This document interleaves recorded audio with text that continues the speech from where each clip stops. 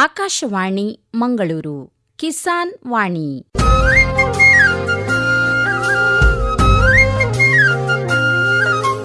ಕಿಸಾನ್ ವಾಣಿ, ಕಿಸಾನ್ ವಾಣಿ, ಜೈ ಕಿಸಾನ್, ಜೈ ಕಿಸಾನ್, ಜೈ ಕಿಸಾನ್, ಕಿಸಾನ್ ವಾಣಿ. ಈ ಕಾರ್ಯಕ್ರಮದ ಪ್ರಾಯೋಜಕರು ಕೃಷಿ ಹಾಗೂ ರೈತ ಕಲ್ಯಾಣ ಸಚಿವಾಲಯ, ಭಾರತ ಸರ್ಕಾರ. ಸರ್ವಶ್ರೇಷ್ಠ ರೈತನ ಬಹುಮಾನ ದೊರೆಯುತ್ತದೆ ಹರಿಯಣ್ಣಗೆ. ಇದು ಎಲ್ಲರಿಗೆ ನಿಮ್ಮ ಸಫಲತೆಯ ಗುಟ್ಟಿನ ಹೇಳಿ. ನನ್ನ ರೈತ ಬಾಂಧವರೇ, ಈಗ ನೀವು ಸಹ ಉತ್ತಮ ಬೆಳೆಯನ್ನು ಬೆಳೆಯಬಹುದು. ಅದು ಹೇಗೆ? ಹೇಗೆಂದ್ರೆ ಯಾವಾಗ ಯಾವುದೇ ಸಮಸ್ಯೆ ಬಂದಲ್ಲಿ ತಕ್ಷಣ 1-800-180-1551 ಕರೆ ಮಾಡಿ. ಇದು ಯಾರ ನಂಬರ್ ಅಣ್ಣ? ರೈತರ ಕಾಲ್ ಸೆಂಟರ್ದು. ಇಲ್ಲಿ ಕೃಷಿಯ ಎಲ್ಲಾ ಸಮಸ್ಯೆಗಳಿಗೆ ವಿಶೇಷಜ್ಞರು ಉತ್ತರ ಹೇಳ್ತಾರೆ. ಅಲ್ಲಣ್ಣ, ವಿಶೇಷಜ್ಞರು ಅಲ್ಲಿ ಯಾವಾಗೂ ಕೂತಿರ್ತಾರೇನು? ಕೂತಿರ್ತಾರಣ್ಣ. ವರ್ಷದ 365 ದಿನಾಲೂ ಸಿಗ್ತಾರೆ. ಅದು ಸಹ ಬೆಳಗಿನ ಜಾವ 6ರಿಂದ ರಾತ್ರಿ 10 ಗಂಟೆವರೆಗೂ. ಆದ್ರಣ್ಣ, ಬಳತ್ತಿನವರೆಗೂ ಮಾತಾಡಿದ್ರೆ ದುಡ್ಡು ಹೆಚ್ಚತ್ತಲ್ವಾ? ಯಾವ ಖರ್ಚು ಇಲ್ಲ. ಮೊಬೈಲ್ ಅಥವಾ ಬೇರೆ ಫೋನ್ ನಿಂದ ರೈತರ ಕಾಲ್ ಸೆಂಟರ್ಗೆ ಉಚಿತವಾಗಿ ಕರೆ ಮಾಡಿ. ಸಲಹೆಗೂ ದುಡ್ಡಿಲ್ಲ. ನಿಜವಾಗ್ಲೂ. ರೈತ ಬಾಂಧವರಿಗೆ ಕೃಷಿಯ ಸಮಸ್ಯೆಗಳಿಗಾಗಿ ನಿಮ್ಮ ಭಾಷೆಯಲ್ಲಿ ತಕ್ಷಣವೇ ಪರಿಹಾರವನ್ನು ಪಡೆಯಲು ಭಾರತಾದ್ಯಂತ ಯಾವುದೇ ಫೋನ್ ನಿಂದ ರಾಷ್ಟ್ರೀಯ ಹೆಲ್ಪ್ ಲೈನ್ ನಂಬರ್ 1-800-180-1551 ಉಚಿತವಾಗಿ ಕರೆ ಮಾಡಿ. ರೈತರ ಗೆಳೆಯ, ರೈತರ ಕಾಲ್ ಸೆಂಟರ್. ಪ್ರೀತಿಯ ಕೇಳುಗರೆ, ಇಂದಿನ ಕಿಸಾನ್ ವಾಣಿ ಕಾರ್ಯಕ್ರಮದಲ್ಲಿ ದಕ್ಷಿಣ ಕನ್ನಡ ಜಿಲ್ಲೆಯ ಕೃಷಿ ವಿಜ್ಞಾನ ಕೇಂದ್ರದ ಮಣ್ಣು ವಿಜ್ಞಾನ ವಿಭಾಗದ ವಿಜ್ಞಾನಿಯಾಗಿರುವ ಡಾಕ್ಟರ್ ಮಲ್ಲಿಕಾರ್ಜುನ ಎಲ್ ಅವರೊಂದಿಗಿನ ಸಂದರ್ಶನ ಕೇಳುವಿರಿ. ವಿಷಯ: ಬೇಸಿಗೆಯ ಸಮಯದಲ್ಲಿ ತೋಟಗಳ ವೈಜ್ಞಾನಿಕ ನಿರ್ವಹಣಾ ಕ್ರಮಗಳು. ಸಂದರ್ಶಕರು ಶಶಿಕಲಾ ಪ್ರಭು ಕಾಡುಮಠ. ಪ್ರೀತಿಯ ಶ್ರೋತೃಗಳೇ, ಇಂದು ನಮ್ಮೊಂದಿಗಿದ್ದಾರೆ ಡಾಕ್ಟರ್ ಮಲ್ಲಿಕಾರ್ಜುನ ಎಲ್ ಇವರು ದಕ್ಷಿಣ ಕನ್ನಡ ಜಿಲ್ಲೆಯ ಕೃಷಿ ವಿಜ್ಞಾನ ಕೇಂದ್ರದ ಮಣ್ಣು ವಿಜ್ಞಾನ ವಿಭಾಗದ ವಿಜ್ಞಾನಿಯಾಗಿದ್ದು, ಬೇಸಿಗೆಯ ಸಮಯದಲ್ಲಿ ತೋಟಗಳ ವೈಜ್ಞಾನಿಕ ನಿರ್ವಹಣಾ ಕ್ರಮಗಳು ಈ ಕುರಿತು ನಮಗೆ ಮಾಹಿತಿಯನ್ನು ಕೊಡಲಿಕ್ಕಿದ್ದಾರೆ. ಸರ್, ಕಾರ್ಯಕ್ರಮಕ್ಕೆ ಸ್ವಾಗತ. ನಮಸ್ತೆ. ನಮಸ್ತೆ ಮೇಡಮ್. ಸರ್, ಈಗ ಸಸ್ಯ ಶಾರೀರಿಕ ತೇವಾಂಶ ಮತ್ತು ನೀರಾವರಿ ನಿರ್ವಹಣೆ ಹೇಗೆ ಕೈಗೊಳ್ಳಬಹುದು ಸರ್? ಬೇಸಿಗೆಯ ಸಮಯದಲ್ಲಿ ತೋಟಗಳ ವೈಜ್ಞಾನಿಕ ನಿರ್ವಹಣೆಯು ಶಾಖದ ಒತ್ತಡ ಮತ್ತು ತೇವಾಂಶದ ಒತ್ತಡವನ್ನು ಕಡಿಮೆ ಮಾಡುವುದು, ಮರಗಳಲ್ಲಿ ಅಥವಾ ಸಸ್ಯಗಳಲ್ಲಿ ಶಾರೀರಿಕ ಪೋಷಕಾಂಶದ ಸಮತೋಲನವನ್ನು ಕಾಪಾಡಿಕೊಳ್ಳುವುದು ಮತ್ತು ಉತ್ಪಾದಕತೆಯನ್ನು ಉಳಿಸಿಕೊಳ್ಳುವುದರ ಮೇಲೆ ಕೇಂದ್ರೀಕೃತವಾಗಿರುತ್ತದೆ. ಹೆಚ್ಚಿನ ತಾಪಮಾನ ಇದ್ರೆ ಅಲ್ಲಿ ಆವಿಯಾಗುವಿಕೆಯನ್ನು ಅದು ಹೆಚ್ಚಿಸುತ್ತದೆ. ಇದು ಮಣ್ಣಿನ ತೇವಾಂಶದ ತ್ವರಿತ ಕ್ಷೀಣತೆಗೆ ಕಾರಣವಾಗ್ತದೆ. ಮಣ್ಣಿನಲ್ಲಿರ್ತಕ್ಕಂಥ ತೇವಾಂಶ ಸಾಕಷ್ಟು ತ್ವರಿತವಾಗಿ ಕ್ಷೀಣವಾಗಲಿಕ್ಕೆ ಅಥವಾ ಕಡಿಮೆ ಆಗಲಿಕ್ಕೆ ಕಾರಣವಾಗ್ತದೆ. ಎಲೆಗಳ ನೀರಿನ ಸಾಮರ್ಥ್ಯ ಅಥವಾ ಎಲೆಗಳಲ್ಲಿ ತೇವಾಂಶ ಕಡಿಮೆಯಾಗಿ ತೇವಾಂಶದ ಒತ್ತಡ, ಎಲೆಗಳಲ್ಲಿ ಇರ್ತಕ್ಕಂಥ ಸ್ಟೊಮೆಟಾ ಎನ್ನುವ ಒಂದು ಜೀವಕೋಶ ಅದು ಎಲೆಗಳಲ್ಲಿರ್ತಕ್ಕಂಥ ಈ ಒಂದು ತೇವಾಂಶವನ್ನು ವಾತಾವರಣಕ್ಕೆ ಬಿಡುಗಡೆ ಮಾಡ್ತಕ್ಕಂಥ, ಮುಚ್ಚುವ ಅಥವಾ ತೆಗೆಯುವ ಒಂದು ಕೆಲಸವನ್ನು ಮಾಡುತ್ತೆ. ಯಾವ ರೀತಿ ನಾವು ನೀರಿನ ವ್ಯಾಲ್ವ್ ಅನ್ನು ಓಪನ್ ಕ್ಲೋಸ್ ಯಾವ ತರ ಮಾಡ್ತೀವಿ, ಆ ಒಂದು ಕೆಲಸವನ್ನ ಮಾಡ್ತಾ ಇರುತ್ತೆ. ಇದರಿಂದ ಆ ಟೊಮೆಟೊ ತೇವಾಂಶದ ಒತ್ತಡದಿಂದ ಮುಚ್ಚಿ ಹೋಗುತ್ತೆ. ಅದರಿಂದ ಏನಾಗುತ್ತೆ, ದ್ವಿತೀಯ ಸಂಶ್ಲೇಷಣ ಕ್ರಿಯೆ ಅದು ಓಪನ್ ಆಗಿತ್ತಂದ್ರೆ ಈ ಒಂದು ದ್ವಿತೀಯ ಸಂಶ್ಲೇಷಣ ಕ್ರಿಯೆ ಸರಿಯಾಗಿ ಆಗ್ತಕ್ಕಂಥದ್ದು. ಅದು ದ್ವಿತೀಯ ಸಂಶ್ಲೇಷಣ ಕ್ರಿಯೆ ಕಡಿಮೆಯಾಗಿ ಕಾಯಿ ಅಥವಾ ಹೂವು, ಹಣ್ಣಿನ ಬೆಳವಣಿಗೆ ಕಡಿಮೆ ಮಾಡುತ್ತದೆ. ಆದ್ದರಿಂದ ಬೇರು ವಲಯದಲ್ಲಿ ಅಥವಾ ರೂಟ್ ಜೋನ್ ಅಂತ ಕರಿತೀವಿ, ಸೂಕ್ತವಾದ ಮಣ್ಣಿನ ತೇವಾಂಶವನ್ನು ಕಾಪಾಡಿಕೊಳ್ಳಲು ನಾವು ಆಗಾಗ್ಗೆ ಹಗುರವಾದ ನೀರಾವರಿಯನ್ನ ಶಿಫಾರಸು ಮಾಡಲಾಗುತ್ತೆ. ಹನಿ ನೀರಾವರಿ ವೈಜ್ಞಾನಿಕವಾಗಿ ಇದು ಉತ್ತಮವಾಗಿದೆ. ಯಾಕಂದ್ರೆ ಇದು ಏಕರೂಪತೆಯ ತೇವಾಂಶವನ್ನು ನಾವು ಸರಿಯಾದ ರೀತಿಯಲ್ಲಿ ಕಾಯ್ದುಕೊಳ್ಳಲಿಕ್ಕೆ ಸಹಕಾರಿಯಾಗುತ್ತೆ. ಮತ್ತೆ ಆವಿಯಾಗುವಿಕೆ ನಷ್ಟವನ್ನ ಕಡಿಮೆ ಮಾಡುತ್ತೆ. ನೀರಿನ ಒಂದು ಸದ್ಬಳಕೆ ಮತ್ತು ಬಳಕೆಯ ದಕ್ಷತೆ ಅಥವಾ ವಾಟರ್ ಯೂಸ್ ಎಫಿಷಿಯನ್ಸಿ ಅಂತ ಏನ್ ಕರಿತೀವಿ ಅದನ್ನ ಹೆಚ್ಚಿಸುತ್ತದೆ. ಸಾಮಾನ್ಯವಾಗಿ ಮುಂಜಾನೆ ಅಥವಾ ಸಂಜೆ ತಡವಾಗಿ ನೀರಾವರಿ ಮಾಡೋದ್ರಿಂದ ಬೇರುಗಳಿಗೆ ಆವಿಯಾಗುವ ನಷ್ಟ ಮತ್ತು ಉಷ್ಣ ಆಘಾತವನ್ನ ಇದು ಕಡಿಮೆ ಮಾಡಬಹುದು. ವೈಜ್ಞಾನಿಕ ನೀರಾವರಿ ಪದ್ಧತಿ ಅದು ಈಗಾಗಲೇ ಹೇಳಿದಾಗೆ ಹನಿ ನೀರಾವರಿ ಪದ್ಧತಿ, ಇದು ನೀರನ್ನ ನೇರವಾಗಿ ಒಂದು ರೂಟ್ ಜೋನ್ ಅಥವಾ ಬೇರು ವಲಯದಲ್ಲಿ ತಲುಪಿಸಲಿಕ್ಕೆ ಸಹಕಾರಿಯಾಗುತ್ತೆ. ಈ ಒಂದು ಪದ್ಧತಿಯನ್ನ ಅಳವಡಿಕೆ ಮಾಡಿಕೊಳ್ಳೋದ್ರಿಂದ ನಾವು 30 ರಿಂದ 70% ನೀರು ಉಳಿತಾಯವನ್ನು ಮಾಡಬಹುದು. ಈ ನಮ್ಮ ಒಂದು ಕರಾವಳಿ ಭಾಗದ ಸಾಕಷ್ಟು ತೋಟಗಳಲ್ಲಿ ತೋಟಗಳಲ್ಲಿ ಈ ಒಂದು ವ್ಯವಸ್ಥೆಯನ್ನ ಮಾಡಿಕೊಂಡಿದ್ದಾರೆ. ಆದರೂ ಅದರ ಒಂದು ಪ್ರಮಾಣ ಡಿಸ್ಚಾರ್ಜ್ ರೇಟ್ ಅಂತ ಕರಿತೀವಿ, ಅದು 2ರಿಂದ 8 ಲೀಟರ್ ಪ್ರತಿ ಗಂಟೆಗೆ ಬೀಳ್ತಾ ಇರುತ್ತೆ. ಅದನ್ನು ನಾವು ತಿಳ್ಕೋಬೇಕು. ನಂತರ ಮಣ್ಣಿನಲ್ಲಿರ್ತಕ್ಕಂಥ ತೇವಾಂಶವನ್ನ ಪರೀಕ್ಷಿಸಿ ಅದರ ಆಧಾರದ ಮೇಲೆ ನಾವು ನೀರಾವರಿಯನ್ನ ಮಾಡುವುದು ಸೂಕ್ತ ಆಗುತ್ತೆ. ಮತ್ತೆ ತೇವಾಂಶ ಮಾಪನ ಅಂದ್ರೆ ತೇವಾಂಶವನ್ನು ನಾವು ಆಗಾಗ ಪರೀಕ್ಷೆ ಮಾಡಿಸಿ ಅದಕ್ಕೆ ಅಗತ್ಯವಿದ್ದಾಗ ಮಾತ್ರ ನೀರಾವರಿ ಮಾಡುವುದು ಒಳ್ಳೆಯದು. ಸರ್, ಈಗ ತೋಟದಲ್ಲಿನ ಮಣ್ಣಿನ ತಾಪಮಾನ ಹೇಗೆ ನಿಯಂತ್ರಣದಲ್ಲಿ ಇಡಬಹುದು ಸರ್? ಮಣ್ಣಿನ ಒಂದು ತಾಪಮಾನ, ಈಗ ಮಣ್ಣು ನೇರವಾಗಿ ಸೂರ್ಯನ ಕಿರಣಗಳಿಗೆ ಒಡ್ಡಿಕೊಂಡಾಗ ಅಲ್ಲಿ ತಾಪಮಾನ ಹೆಚ್ಚಾಗುತ್ತೆ. ಅದಕ್ಕಾಗಿ ನಾವು ಮಣ್ಣಿಗೆ ಹೊದಿಕೆಯನ್ನು ಮಾಡೋದು ತುಂಬಾ ಉತ್ತಮ. ಬೇಸಿಗೆಯಲ್ಲಿ ಹೊದಿಕೆ ಇಲ್ಲದ ಮಣ್ಣು ಅತಿಯಾದ ಶಾಖ ಹೀರಿಕೊಳ್ಳುತ್ತೆ. ಮತ್ತೆ ಬೇರು ವಲಯದಲ್ಲಿ ತಾಪಮಾನ ಹೆಚ್ಚಿಸುತ್ತದೆ. ಬೇರಿನ ಚಟುವಟಿಕೆ ಅಥವಾ ಬೇರಿನ ಬೆಳವಣಿಗೆಯನ್ನ ಇದು ದುರ್ಬಲವಾಗಿಸುತ್ತದೆ. ಆದ್ದರಿಂದ ನಾವು ಸಾವಯವ ಗೊಬ್ಬರ ಹಾಕುವಿಕೆ, ಮಣ್ಣಿನ ಮೇಲ್ಮೈಯನ್ನ ಸೂರ್ಯನ ಶಾಖ ನಿರೋಧಿಸುವಂತಹ ಒಂದು ಮಣ್ಣಿನ ತಾಪಮಾನವನ್ನು ಕಡಿಮೆ ಮಾಡುತ್ತದೆ ಮತ್ತು ನೇರವಾಗಿ ಮಣ್ಣಿನಲ್ಲಿರ್ತಕ್ಕಂಥ ತೇವಾಂಶ ಆವಿಯಾಗೋಕನ್ನ 30% 50% ಕಡಿಮೆ ಮಾಡುತ್ತದೆ. ಇದಲ್ಲದೆ ಮಣ್ಣಿನಲ್ಲಿರ್ತಕ್ಕಂಥ ಸೂಕ್ಷ್ಮ ಜೀವಿಯ ಚಟುವಟಿಕೆಯನ್ನು ಸುಧಾರಿಸುತ್ತದೆ. ಸಾವಯವ ಗೊಬ್ಬರದ ವಿಭಜನೆ ಮಣ್ಣಿನ ಸಾವಯವ ಇಂಗಾಲವನ್ನ ಹೆಚ್ಚಿಸುತ್ತದೆ. ಈಗ ನಾವು ಹಾಕಿರ್ತಕ್ಕಂಥ ಒಂದು ಹೊದಿಕೆ ಕ್ರಮೇಣ ಇದು ವಿಭಜನೆಯಾಗಿ ಅಥವಾ ಕಾಂಪೋಸ್ಟ್ ಆಗಿ ಮಣ್ಣಲ್ಲಿರ್ತಕ್ಕಂಥ ಸಾವಯವ ಇಂಗಾಲವನ್ನ ಹೆಚ್ಚಿಸುತ್ತದೆ. ಇದು ಹೆಚ್ಚಿಸುವುದರಿಂದ ಏನಾಗುತ್ತೆ, ಮಣ್ಣಲ್ಲಿರ್ತಕ್ಕಂಥ ವಾಟರ್ ಹೋಲ್ಡಿಂಗ್ ಕೆಪಾಸಿಟಿ ಅಥವಾ ನೀರು ಹಿಡಿದಿಟ್ಟುಕೊಳ್ಳುವ ಸಾಮರ್ಥ್ಯ ಹೆಚ್ಚಿಗೆ ಆಗುತ್ತೆ. ಚೆನ್ನಾಗಿ ಗಾಳಿ ಆಡ್ಲಿಕ್ಕೆ ಅನುಕೂಲ ಆಗುತ್ತೆ. ಪೋಷಕಾಂಶಗಳು, ನಾವು ಹಾಕಿರ್ತಕ್ಕಂಥ ಪೋಷಕಾಂಶಗಳು ಹೆಚ್ಚು ಸಮಯದವರೆಗೆ ಸಸ್ಯಗಳು ಹೀರಿಕೊಳ್ಳಲಿಕ್ಕೆ ಅನುಕೂಲ ಮಾಡಿಕೊಡುತ್ತೆ. ಸರ್, ಈಗ ಮೇಲಾವರಣ ಅಂದ್ರೆ ಮೈಕ್ರೋ ಕ್ಲೈಮೇಟ್ ಮತ್ತು ಶಾಖದ ಒತ್ತಡ ಯಾವ ರೀತಿಯಲ್ಲಿ ಕಡಿಮೆ ಮಾಡಬಹುದು ಸರ್? ಈ ಮೇಲಾವರಣ ಅಥವಾ ಮೈಕ್ರೋ ಕ್ಲೈಮೇಟ್ ಅಂತಂದ್ರೆ ಇದನ್ನ ನಾವು ಯಾವ ರೀತಿ ಇದು ಮಾಡಬಹುದು ಅಂದ್ರೆ, ಹೆಚ್ಚಿನ ಸೌರ ವಿಕಿರಣ, ಈ ಸೂರ್ಯನಿಂದ ಬರ್ತಕ್ಕಂಥ ಹೆಚ್ಚಿನ ಶಾಖ ಏನಾಗುತ್ತೆ ಎಲೆಗಳ ಮೇಲೆ ಬೀಳುತ್ತೆ. ಹಣ್ಣು ಯಾವ ಒಂದು ಭಾಗ ಎತ್ತರದಲ್ಲಿರುತ್ತೆ ಅವುಗಳ ಮೇಲೆ ಹೆಚ್ಚಾಗಿ ಬೀಳ್ತಕ್ಕಂಥದ್ದು. ಅವುಗಳ ತಾಪಮಾನ ಒಂದು ಸೂಕ್ತ ಶಾರೀರಿಕ ಮಿತಿಯನ್ನ ಮೀರಿತಂದ್ರೆ ಅಲ್ಲಿ ಬಿಸಿಲಿನ ಶಾಖದ ಒತ್ತಡ ಉಂಟಾಗುತ್ತೆ. ಮತ್ತೆ ಇದು ದ್ವಿತೀಯ ಸಂಶ್ಲೇಷಣ ಕ್ರಿಯೆ ಅಥವಾ ನಾವು ಫೋಟೋಸಿಂಥಸಿಸ್ ಅಂತ ಏನ್ ಕರಿತೀವಿ, ಇದು ಸಸ್ಯಗಳು ತಮ್ಮದೇ ಆದಂತ ಆಹಾರವನ್ನ ತಯಾರಿಸಿಕೊಳ್ಳುವಂತ ಒಂದು ಕ್ರಿಯೆ. ಈ ಕ್ರಿಯೆ ಸರಿಯಾದ ರೀತಿಯಲ್ಲಿ ಆದ್ರೆ ಅವುಗಳ ಬೆಳವಣಿಗೆ ಚೆನ್ನಾಗುತ್ತೆ. ಮತ್ತೆ ಅವು ಸರಿಯಾದ ಸಮಯದಲ್ಲಿ ಹೂವು ಮತ್ತು ಕಾಯಿಯನ್ನು ಬಿಟ್ಟು ಗುಣಮಟ್ಟದ ಇಳುವರಿಯನ್ನ ಕೊಡ್ಲಿಕ್ಕೆ ಸಾಧ್ಯ ಆಗುತ್ತೆ. ಅದಕ್ಕೆ ನಾವು ನಿಯಂತ್ರಿತ ಸಮರುವಿಕೆಯ ಮೂಲಕ ಸರಿಯಾದ ಮೇಲಾವರಣ ನಿರ್ವಹಣೆ ಮಾಡಬಹುದು ಅಥವಾ ಕೆನೋಪಿ ಮ್ಯಾನೇಜ್ಮೆಂಟ್ ಅಂತ ಕರಿತೀವಿ. ಪ್ರೂನಿಂಗ್ ಅಥವಾ ಸಮರುವಿಕೆ ಇದನ್ನ ನಾವು ಮಾಡಬೇಕಾಗುತ್ತೆ. ಕೆಲವು ತೋಟಗಾರಿಕೆ ಬೆಳೆಗಳಲ್ಲಿ ಈ ಕೊಕ್ಕೋ ಅಥವಾ ಈ ಡ್ರ್ಯಾಗನ್ ಫ್ರೂಟ್ ಅಥವಾ ಇದು ಇಂಥ ಕೆಲವು ಹಣ್ಣುಗಳ ಒಂದು ತೋಟಗಾರಿಕೆ ಬೆಳೆಗಳಲ್ಲಿ ಈ ಪ್ರೂನಿಂಗ್, ಮಲ್ಲಿಗೆ ಇಂಥವುಗಳಲ್ಲಿ ನಾವು ಪ್ರೂನಿಂಗ್ ಮಾಡುವುದು ತುಂಬಾ ಅವಶ್ಯಕ ಆಗಿರುತ್ತೆ. ನೇರ ಮತ್ತೆ ಇದರಿಂದ ಏನಾಗುತ್ತೆ, ಎಲೆ ಅಥವಾ ಹಣ್ಣುಗಳು ನೇರವಾಗಿ ಬಿಸಿಲಿಗೆ ಒಡ್ಡಿಕೊಳ್ಳುವುದನ್ನ ತಪ್ಪಿಸಿದಾಗ ಏನಾಗುತ್ತೆ, ಅದಕ್ಕೆ ಶಾಖದಿಂದ ಹಾಕ್ತಕ್ಕಂಥ ಒತ್ತಡವನ್ನ ನಾವು ಕಡಿಮೆ ಮಾಡಬಹುದು. ಅದಲ್ಲದೇನೆ ನಾವು ನೆರಳು ಜಾಲಗಳು ಅಥವಾ ಶೇಡ್ ನೆಟ್ ಅಂತ ಕರಿತೀವಿ, ಅದಿಲ್ಲದಿದ್ರೆ ತರಗೆಲೆಗಳನ್ನ ನಾವು ಇದು ಮಾಡಬಹುದು. ಬಾಳೆ ಎಲೆಗಳನ್ನ ಸುತ್ತುವುದು, ಇವು ಸೂರ್ಯನ ಕಿರಣವನ್ನ ನೇರವಾಗಿ ಬೀಳೋದನ್ನ ಕಡಿಮೆ ಮಾಡಿ ಶಾಖದ ಒತ್ತಡವನ್ನ ಕಡಿಮೆ ಮಾಡಲಿಕ್ಕೆ ಸಾಧ್ಯವಾಗುತ್ತೆ. ವಿಶೇಷವಾಗಿ ಇದನ್ನ ನಾವು ಈ ಹೊಸದಾಗಿ ಅಭಿವೃದ್ಧಿಪಡಿಸಿರ್ತಕ್ಕಂಥ ಅಥವಾ ಚಿಕ್ಕ ಸಸಿಗಳು ಗಿಡಗಳು ಇರ್ತಕ್ಕಂಥ ತೋಟಗಳಲ್ಲಿ ನಾವು ನೆರಳಿನ ವ್ಯವಸ್ಥೆಯನ್ನ ಮಾಡಲೇಬೇಕು. ಈ ಶಾಖದ ಒತ್ತಡವನ್ನ ತಡೆಗಟ್ಟಲಿಕ್ಕೆ ನೆರಳಿನ ಒಂದು ವ್ಯವಸ್ಥೆಯನ್ನ ಮಾಡೋದ್ರಿಂದ ನಾವು ಇದರಿಂದ ನಿಯಂತ್ರಣ ಮಾಡಬಹುದು. ಈಗ ಸರ್, ಶಾಖದ ಒತ್ತಡದಲ್ಲಿ ಪೋಷಕಾಂಶಗಳ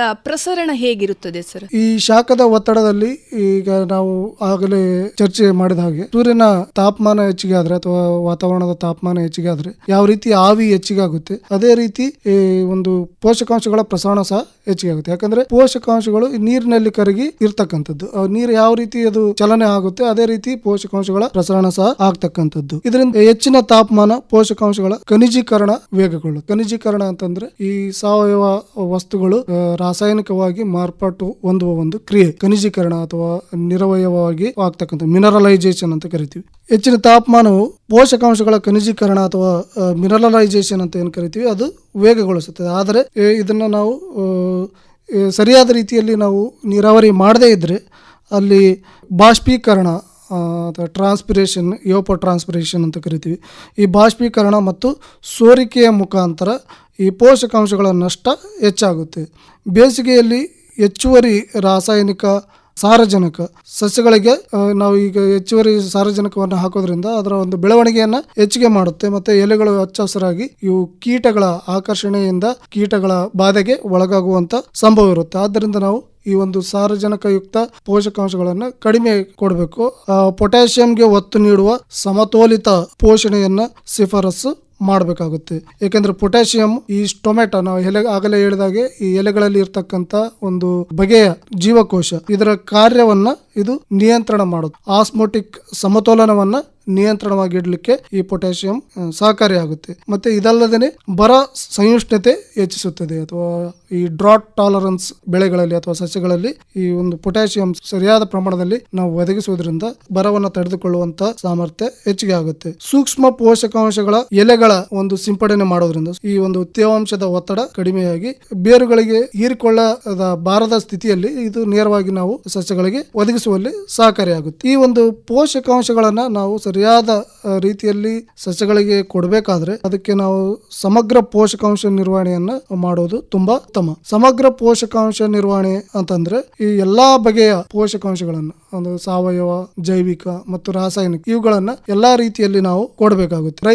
ಹೆಚ್ಚಿನ ರೈತರಲ್ಲಿ ನಾವು ಕೇಳಿದಾಗ ನಾವು ಸಾವಯವ ವಸ್ತುಗಳನ್ನೇ ಹಾಕ್ತಿವಿ, ರಾಸಾಯನಿಕ ವಸ್ತುಗಳನ್ನು ಅಥವಾ ರಾಸಾಯನಿಕ ಗೊಬ್ಬರಗಳನ್ನು ಹಾಕುವುದಿಲ್ಲ ಅಂತ ಹೇಳ್ತಾರೆ. ಇದರಿಂದ ಏನಾಗುತ್ತೆ, ಕ್ರಮೇಣ ಆ ಒಂದು ತೋಟಗಳಲ್ಲಿ ಈ ಪೋಷಕಾಂಶಗಳ ಕೊರತೆ ಹೆಚ್ಚಾಗಿ ಆ ತೋಟಗಳು ಹಾಳಾಗುವಂತ ಸಂಭವ ಹೆಚ್ಚಿಗೆ. ಯಾಕಂದ್ರೆ ನಾವು ಅಧ್ಯಯನ ವರದಿಗಳ ಪ್ರಕಾರ ನಾವು ದೀರ್ಘಾವಧಿ ಈ ಪೋಷಕಾಂಶ ನಿರ್ವಹಣೆ, ರಸಗೊಬ್ಬರಗಳ ನಿರ್ವಹಣೆಯಿಂದ ಬರ್ತಕ್ಕಂತ ಒಂದು ಫಲಿತಾಂಶವನ್ನ ನಾವು ಸಾಕಷ್ಟು ವರ್ಷಗಳ ಕಾಲ ಅಧ್ಯಯನ ಮಾಡಿ ಅದರ ಒಂದು ಫಲಿತಾಂಶ ನೋಡಿದಾಗ ನಾವು ಈ ಒಂದು ಸಮಗ್ರ ಪೋಷಕಾಂಶ ನಿರ್ವಹಣೆ ಮಾಡೋದ್ರಿಂದ ಹೆಚ್ಚಿನ ಒಂದು ಮಣ್ಣಿನ ಆರೋಗ್ಯ ಮತ್ತು ಉತ್ತಮ ಗುಣಮಟ್ಟದ ಇಳುವರಿಯನ್ನು ಪಡೆಯಲಿಕ್ಕೆ ಸಾಧ್ಯ ಎಂದು ತಿಳಿದು ಬಂದಿರುತ್ತೆ. ಆದ್ದರಿಂದ ನಾವು ಈ ಒಂದು ಸಮಗ್ರ ಪೋಷಕಾಂಶಗಳ ನಿರ್ವಹಣೆಗೆ ಹೆಚ್ಚು ಒತ್ತನ್ನು ಕೊಡಬೇಕಾಗುತ್ತೆ. ಬೇಸಿಗೆಯ ತೀವ್ರ ಶಾಖದಲ್ಲಿ ಗಿಡಗಳಿಗೆ ಪೋಷಕಾಂಶಗಳ ಕೊರತೆಯಾಗದಂತೆ ನಾವು ಎಚ್ಚರ ವಹಿಸಬೇಕು. ಅದೇ ರೀತಿ ಈ ಲಘು ಪೋಷಕಾಂಶಗಳಾದಂತ ಬೋರಾನು, ಜಿಂಕ್ ಅಥವಾ ಸತು ಮತ್ತೆ ಮೆಗ್ನೀಷಿಯಂ ಸಲ್ಫೇಟ್ಗಳನ್ನ ಸಿಂಪಡಣೆ ಮಾಡೋದ್ರಿಂದ ಹೂ ಮತ್ತು ಕಾಯಿ ಅಥವಾ ಉದುರುವುದನ್ನು ನಾವು ತಡಿಬಹುದು. ಸಾವಯವ ಗೊಬ್ಬರ ಹಾಕುವಾಗ ಹಸಿರೆಲೆ ಗೊಬ್ಬರ ಅಥವಾ ಚೆನ್ನಾಗಿ ಕಳೆತ ಕೊಟ್ಟಿಗೆ ಗೊಬ್ಬರವನ್ನ ನಾವು ಬಳಸಬೇಕು. ರಾಸಾಯನಿಕ ಗೊಬ್ಬರಗಳನ್ನ ಅತಿಯಾಗಿ ಈ ಸಮಯದಲ್ಲಿ ಬಳಸಬಾರದು. ಇದರಿಂದ ಏನಾಗುತ್ತೆ, ನಾವು ಮಣ್ಣಿನ ತಾಪಮಾನವನ್ನ ಇನ್ನೂ ಹೆಚ್ಚಿಗೆ ಮಾಡಿದಾಗುತ್ತೆ. ಈ ರಾಸಾಯನಿಕ ಕ್ರಿಯೆಯಿಂದ ಮಣ್ಣಿನ ತಾಪಮಾನ ಹೆಚ್ಚಿಗೆ ಆಗಿ ಇನ್ನೂ ಹೆಚ್ಚಿನ ಒಂದು ಶಾಖದ ಒತ್ತಡವನ್ನು ನಾವು ಸಸ್ಯಗಳಿಗೆ ಕೊಟ್ಟಾಗುತ್ತೆ. ಆದ್ದರಿಂದ ಈ ಒಂದು ಲಘು ಪೋಷಕಾಂಶಗಳ ಮಿಶ್ರಣ, ಉದಾಹರಣೆಗೆ ಒಂದು ತರಕಾರಿ ಸ್ಪೆಷಲ್ ಅಥವಾ ವೆಜಿಟೇಬಲ್ ಸ್ಪೆಷಲ್ಲು, ಅನಂತರ ಕಾಳು ಮೆಣಸಿನಲ್ಲಿ ಪೆಪ್ಪರ್ ಸ್ಪೆಷಲ್ ಅಂತ ಬರುತ್ತೆ. ಆಮೇಲೆ ಈ ತೆಂಗಿಗಾಗಿ ಕಲ್ಪ ಪೋಷಕ ಮತ್ತು ಕಲ್ಪವರ್ಧಿನಿ, ಚಿಕ್ಕ 4 ವರ್ಷದ ಚಿಕ್ಕ ಗಿಡಗಳಿಗೆ ಕಲ್ಪ ಪೋಷಕ ಅಂತ ನಾವು ಬಳಸ್ಬೋದು. ಕಲ್ಪವರ್ಧಿನಿ ದೊಡ್ಡ ಮರಗಳಿಗೆ, ಕಾಯಿ ಬಿಡ್ತಕ್ಕಂಥ ಮರಗಳಿಗೆ. ಅನಂತರ ಬಾಳೆ ಬೆಳೆಗೆ ಬಾಳೆ ಸ್ಪೆಷಲ್ ಅಂತ ಬರುತ್ತೆ. ಮಾವಿನ ಒಂದು ಬೆಳೆಗೆ ಮಾವು ಸ್ಪೆಷಲ್. ಈ ರೀತಿ ಅನೇಕ ಬಗೆಯ ಒಂದು ಪೋಷಕಾಂಶಗಳ ಮಿಶ್ರಣ, ಲಘು ಪೋಷಕಾಂಶಗಳ ಮಿಶ್ರಣವನ್ನು ನಮ್ಮ ಭಾರತೀಯ ಕೃಷಿ ಅನುಸಂಧಾನ ಪರಿಷತ್ತಿನ ವಿವಿಧ ಸಂಶೋಧನಾ ಕೇಂದ್ರಗಳು ಅಭಿವೃದ್ಧಿಪಡಿಸಿರ್ತಕ್ಕಂಥ ಇವುಗಳನ್ನು ನಾವು ಸರಿಯಾದ ಸಮಯದಲ್ಲಿ ನಾವು ಸರಿಯಾದ ಪ್ರಮಾಣದಲ್ಲಿ ಉಪಯೋಗಿಸೋದ್ರಿಂದ ಈ ಒಂದು ಪೋಷಕಾಂಶಗಳ ನಿರ್ವಹಣೆಯನ್ನು ಸರಿಯಾದ ರೀತಿಯಲ್ಲಿ ಮಾಡ್ಬೋದು. ಮತ್ತು ಆಗ್ತಕ್ಕಂಥ ಪೋಷಕಾಂಶಗಳ ನಷ್ಟವನ್ನು ನಾವು ಕಡಿಮೆ ಮಾಡ್ಬೋದು. ಇದು ಬಹಳ ಮುಖ್ಯ. ಯಾಕಂದರೆ ನಾವು ಯಾವುದೇ ಒಂದು ರಾಸಾಯನಿಕವನ್ನು ಸರಿಯಾದ ಅದರ ಸದ್ಬಳಕೆ ಆಗಲಿಲ್ಲ ಅಂದರೆ ಫರ್ಟಿಲೈಸರ್ ಯೂಸ್ ಎಫಿಷಿಯನ್ಸಿ ಅಂತ ಕರಿತೀವಿ, ದಕ್ಷತೆಯಿಂದ ಅದನ್ನು ನಾವು ಬಳಕೆ ಮಾಡಲಿಲ್ಲ ಅಂದರೆ ಅದು ಸಾಕಷ್ಟು ನಷ್ಟವನ್ನು ಇದಾಗುತ್ತೆ. ಯಾಕಂದರೆ ಈ ಒಂದು ನಾವು ಮಾರ್ಕೆಟಲ್ಲಿ ಅಥವಾ ಯಾವುದೇ ಒಂದು ಮಾರುಕಟ್ಟೆಯಲ್ಲಿ ತೆಗೆದುಕೊಳ್ತಂಥ ರಸಗೊಬ್ಬರ ತುಂಬ ಸಬ್ಸಿಡಿ ರೂಪದಲ್ಲಿ ನಮಗೆ ಸಿಗ್ತಕ್ಕಂಥದ್ದು. ಅವನು ಉತ್ಪಾದನೆ ಮಾಡಬೇಕಾದ್ರೆ ಸಾಕಷ್ಟು ಹಣವನ್ನು ನಾವು ವೆಚ್ಚ ಮಾಡ್ತೀವಿ. ವರ್ಷಕ್ಕೆ ನಮ್ಮ ಒಂದು ಭಾರತ ದೇಶದಿಂದ ಅಥವಾ ಸರ್ಕಾರದಿಂದ 2 ಲಕ್ಷ ಕೋಟಿ ಒಂದು ಅನುದಾನವನ್ನು ಅಥವಾ ಇದಕ್ಕೆ ಸಬ್ಸಿಡಿಯನ್ನ ರಸಗೊಬ್ಬರಗಳ ಮೇಲೆ ಹೂಡಿಕೆ ಮಾಡ್ತೀವಿ ಪ್ರತಿ ವರ್ಷ. ಅದನ್ನ ನಾವು ಸರಿಯಾದ ರೀತಿಯಲ್ಲಿ ಸದ್ಬಳಕೆ ಮಾಡೋದ್ರಿಂದ ಒಂದು ಆಗ್ತಕ್ಕಂಥ ನಷ್ಟವನ್ನು ನಾವು ಕಡಿಮೆ ಮಾಡಬಹುದು. ಈಗ ಸರ್, ಮಣ್ಣಿನ ತೇವಾಂಶ ಸಂರಕ್ಷಣೆ ಮತ್ತು ಬೇರಿನ ಆರೋಗ್ಯ ಹೇಗೆ ಕಾಪಾಡಬಹುದು ಸರ್? ಈ ಶಾಖದ ಒತ್ತಡ ಬೇರಿನ ಬೆಳವಣಿಗೆ ಮತ್ತು ಗಿಡದ ಮೇಲೆ ಪ್ರತಿಕೂಲ ಪರಿಣಾಮವನ್ನು ಬೀರುತ್ತೆ. ಜಲಾನಯನ ರಚನೆ ಅಂತ ನಾವು ಸರಿಯಾದ ರೀತಿಯ ರಚನೆಗಳನ್ನು ನಮ್ಮ ತೋಟಗಳಲ್ಲಿ ಮಾಡೋದ್ರಿಂದ, ಮಣ್ಣು ಸಂರಕ್ಷಣೆ, ನೀರು ಸಂರಕ್ಷಣೆ, ಇಂತಹ ರಚನೆಗಳನ್ನು ಮಾಡೋದ್ರಿಂದ ಮತ್ತು ಸಂರಕ್ಷಣಾ ಬೇಸಾಯ ಕ್ರಮಗಳನ್ನು ಅಳವಡಿಸಿಕೊಳ್ಳುವುದರಿಂದ, ಅಂದ್ರೆ ಇಳಿಜಾರಿಗೆ ನಾವು ಅಡ್ಡಲಾಗಿ ಕೃಷಿಯನ್ನ ಮಾಡುವುದು, ಮತ್ತೆ ಅಡ್ಡಲಾಗಿ ಒಂದು ಟ್ರೆಂಚ್ಗಳನ್ನ ತೆಗೆಯುವಂಥದ್ದು, ಅದೇ ಮತ್ತು ಹೊದಿಕೆ ಬೆಳೆಗಳನ್ನು ಅಥವಾ ಹುಲ್ಲು ಹಾಸುಗಳನ್ನು ಇಳಿಜಾರು ಪ್ರದೇಶದಲ್ಲಿ ಹುಲ್ಲಿನ ಬೆಳೆಗಳನ್ನು ಬೆಳೆಯೋದ್ರಿಂದ ಆಗ್ತಕ್ಕಂಥ ಒಂದು ಮಣ್ಣು ಮತ್ತು ನೀರಿನ ಒಂದು ಸವಕಳಿಯನ್ನು ನಾವು ತಪ್ಪಿಸಬಹುದು. ಮತ್ತೆ ಮೇಲ್ಮೈ ಹರಿವನ್ನು ಕಡಿಮೆ ಮಾಡಿ ತೇವಾಂಶವನ್ನು ಸಂರಕ್ಷಣೆ ಮಾಡಿರುತ್ತೆ. ಸುಧಾರಿತ ಮಣ್ಣಿನ ರಚನೆ, ಇದು ಏನಾಗುತ್ತೆ, ಮಣ್ಣಿನ ರಚನೆ ಅಂತ ಏನು ಕರಿತೀವಿ, ಅದು ಒಳ್ಳೆ ಸುಧಾರಣೆಯಲ್ಲಿದ್ರೆ ಅಲ್ಲಿ ಗಾಳಿ ಆಡುವಿಕೆ ಮತ್ತೆ ಮಣ್ಣಿನಲ್ಲಿ ಈ ರಂಧ್ರಗಳ ಸಂಖ್ಯೆ ಹೆಚ್ಚಿಗೆ ಆಗಿ ನೀರು ಮತ್ತು ಪೋಷಕಾಂಶಗಳನ್ನು ಹಿಡಿದಿಟ್ಟುಕೊಳ್ಳಲಿಕ್ಕೆ ಇದು ಸಹಕಾರಿಯಾಗುತ್ತೆ. ಬೇರಿನ ಪ್ರಸರಣವನ್ನ ಹೆಚ್ಚಿಸುತ್ತದೆ. ಅದೇ ರೀತಿ ಒತ್ತಡ ಪರಿಸ್ಥಿತಿಯಲ್ಲಿ ಉತ್ತಮ ನೀರು ಮತ್ತು ಪೋಷಕಾಂಶಗಳನ್ನು ಹೀರಿಕೊಳ್ಳಲು ಇದು ಅನುವು ಮಾಡಿಕೊಡುತ್ತೆ. ಅದಕ್ಕೆ ನಾವು ಈ ಒದಕೆ ಅಥವಾ ಮಲ್ಚಿಂಗ್ ಟೆಕ್ನಿಕ್, ಇದನ್ನ ನಾವು ವೈಜ್ಞಾನಿಕ, ಬಹಳಷ್ಟು ಅತ್ಯಂತ ವೈಜ್ಞಾನಿಕ ವಿಧಾನ ಅಂತ ನಾವು ಹೇಳಬಹುದು. ಇದಕ್ಕೆ ನಾವು ಸಾವಯವ ಹೊದಿಕೆ ಆದಂತ ಒಂದು ಒಣಗಿದ ಎಲೆಗಳು, ಹುಲ್ಲು ಅಥವಾ ಕಬ್ಬಿನ, ನಮ್ಮ ಲೋಕಲ್ ಅಲ್ಲಿ ಸಿಗ್ತಕ್ಕಂತ ವಸ್ತುಗಳನ್ನು ನಾವು ಬಳಕೆ ಮಾಡಬಹುದು. ಇಲ್ಲಿ ನಮ್ಮ ಕರಾವಳಿ ಭಾಗದಲ್ಲಿ ಆದ್ರೆ ಈ ಒಂದು ಅಡಿಕೆ ಸಿಪ್ಪೆ, ತೆಂಗಿನ ಸಿಪ್ಪೆ, ಸೋಗೆಗಳನ್ನ ನಾವು ಬುಡದಲ್ಲಿ 3 ರಿಂದ 4 ಇಂಚು ದಪ್ಪಕ್ಕೆ ಹರಡುವುದರಿಂದ 75% ತೇವಾಂಶ ಸಂರಕ್ಷಣೆ ಆಗುತ್ತೆ. ಇದರಿಂದ ಏನು ಪ್ರಯೋಜನ ಅಂತಂದ್ರೆ ಇದು ಮಣ್ಣಿನ ಸವೆತವನ್ನು ತಡೆಯಲಿಕ್ಕೆ ಸಾಧ್ಯ ಆಗುತ್ತೆ. ಮತ್ತೆ ಕಾಲಾಂತರದಲ್ಲಿ ಈ ಒಂದು ನಾವು ಹಾಕಿರ್ತಕ್ಕಂಥ ಸಾವಯವ ಗೊಬ್ಬರ ಕಳೆತು ಗೊಬ್ಬರವಾಗಿ ಇದು ಪೋಷಕಾಂಶಗಳನ್ನು ಒದಗಿಸಲಿಕ್ಕೆ ಸಹಕಾರಿಯಾಗುತ್ತೆ. ಈ ಮಣ್ಣಿನ ಸವತೆ ಅಥವಾ ಮಣ್ಣಿನ ಸವಕಳಿ ನಾವು ನೋಡಿದಾಗ 5.3 ಬಿಲಿಯನ್ ಟನ್ ಪ್ರತಿ ವರ್ಷ ನಮ್ಮ ದೇಶದಿಂದ ಸವಕಳಿ ಆಗ್ತಕ್ಕಂಥ ಮಣ್ಣು. ಹೌದಾ? ಇದರಿಂದ ಏನಾಗುತ್ತೆ, ಇದರಲ್ಲಿ 5.3 ಬಿಲಿಯನ್ ಟನ್ ನಲ್ಲಿ 2.75 ಬಿಲಿಯನ್ ಟನ್ ಅಷ್ಟು ನೇರವಾಗಿ ಸಮುದ್ರ ಅಥವಾ ಸಾಗರಗಳಿಗೆ ಸೇರುತ್ತೆ. ಇದು ಫಲವತ್ತಾದ ಮಣ್ಣನ್ನು ಕೊಚ್ಚಿಕೊಂಡು ಹೋಗುವುದಲ್ಲದೆ ಮಣ್ಣಿನಲ್ಲಿ ಇರ್ತಕ್ಕಂಥ ಎಲ್ಲ ಪೋಷಕಾಂಶಗಳನ್ನು ನೇರವಾಗಿ ಅಲ್ಲಿ ಕೊಚ್ಚಿಕೊಂಡು ಹೋಗಿ ಅಲ್ಲಿ ಶೇಖರಣೆ ಆಗ್ತಕ್ಕಂಥ, ಅದನ್ನು ನಾವು ಮತ್ತೆ ತೋಟಗಳಿಗೆ ಹಾಕ್ಲಿಕ್ಕೆ ಸಾಧ್ಯವಿಲ್ಲ. ಇದನ್ನ ನಾವು ಸರಿಯಾದ ರೀತಿಯಲ್ಲಿ ನಮ್ಮ ತೋಟದಲ್ಲಿ ನಾವು ನಿರ್ವಹಣೆ ಮಾಡೋದ್ರಿಂದ ಈ ರೀತಿಯ ಸವಕಳಿಯನ್ನ ತಪ್ಪಿಸಲಿಕ್ಕೆ ಸಾಕಷ್ಟು ಸಹಕಾರಿಯಾಗುತ್ತೆ. ಈಗ ಸರ್, ಕೃಷಿ ಅಂತ ಹೇಳಿದ ಮೇಲೆ ಕೀಟ ರೋಗಗಳ ಬಾಧೆ ಇದ್ದದ್ದೇ. ಈ ಒಂದು ಸಂದರ್ಭ ಬೇಸಿಗೆಯಲ್ಲಿ ಕೀಟ ಮತ್ತು ರೋಗ ನಿರ್ವಹಣೆ ಯಾವ ರೀತಿಯಾಗಿ ಮಾಡಬಹುದು ಸರ್? ಈ ಒಂದು ಬಿಸಿ ಮತ್ತು ಹೆಚ್ಚಿನ ಒಂದು ಬಿಸಿ ಗಾಳಿ ಇರುವ ಸಮಯದಲ್ಲಿ ಇರ್ತಕ್ಕಂಥ ಕೀಟಗಳಂತಂದ್ರೆ ಥ್ರಿಪ್ಸ್ ಮತ್ತು ಫ್ರೂಟ್ ಫ್ಲೈಸ್ ಅಥವಾ ಹಣ್ಣಿನ ನೊಣಗಳು ಅಥವಾ ರಸ ಇರುವ ಕೀಟಗಳು ಹೆಚ್ಚಿನ ಪ್ರಮಾಣದಲ್ಲಿ ಉಲ್ಬಣ ಆಗ್ತವೆ. ತೇವಾಂಶ ಮತ್ತು ಪೋಷಕಾಂಶ ಕೊರತೆ ಒತ್ತಡದಿಂದ ದುರ್ಬಲಗೊಂಡ ಒಂದು ಸಸ್ಯಗಳ ಮೇಲೆ ಇವುಗಳು ಹೆಚ್ಚಿನ ಪ್ರಭಾವವನ್ನು ಬೀರ್ತವೆ. ಅದಕ್ಕೆ ನಾವು ಸರಿಯಾದ ರೀತಿಯಲ್ಲಿ ಪೋಷಕಾಂಶಗಳನ್ನು ನಿರ್ವಹಣೆ ಮಾಡಿದ್ರೆ ಅವು ಬಲಿಷ್ಠವಾಗಿದ್ರೆ ಈ ಒಂದು ಯಾವುದೇ ರೀತಿಯ ಒಂದು ಕೀಟಗಳ ಬಾಧೆ ಅಥವಾ ಪೀಡೆಗಳ ಬಾಧೆಯನ್ನ, ರೋಗ ಬಾಧೆಯನ್ನು ನಾವು ತಡಿಬಹುದು.